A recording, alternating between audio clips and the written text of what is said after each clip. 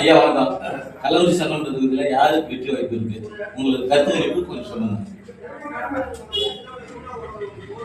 கள்ளக்குறிச்சி சட்டமன்ற தொகுதியில்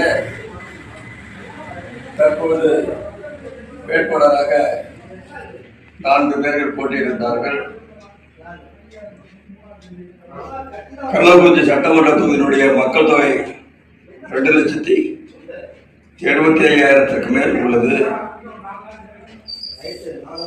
இங்கே நடந்து கொண்டிருக்கின்ற 2026 நடக்கின்ற சட்டமன்ற தேர்தலிலே யார் வெற்றி பெறுவார் என்பதற்கான கணிப்புகள் அந்தந்த தொகுதி அந்தந்த வேட்பாளர்களும் நினைவூட்டி வருகின்றார்கள்.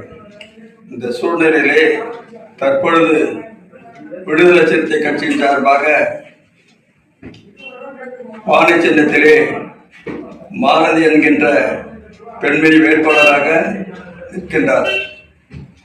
அவர் கடந்த 12 நாட்களாக கள்ளக்குறிச்சி சட்டமன்ற தொகுதியிலே தெருவாக சென்று வாக்கு சேர்க்கையிட்டு வருகின்றார்.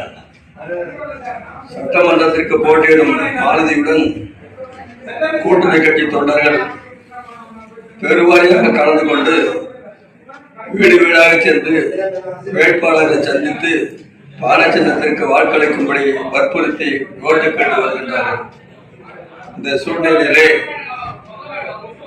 யார் இந்த தொகுதியை சேர்ப்பார்கள், யார் வெற்றி பெறுவார்கள் என்ற கருத்து கணிப்பு எடுத்து சொல்லும் போது என்னை பொறுத்தவரையில் சமுதாய அடிப்படையில் உண்ணி பார்க்கும்போது அனைத்து சமுதாயத்தையும் சேர்ந்தவர்கள் பானை சின்னத்தை வெற்றி பெற செய்ய வேண்டும் என்று ஒரு நோக்கோடு வாக்களிப்பார்கள் என்று நம்புகின்றேன்.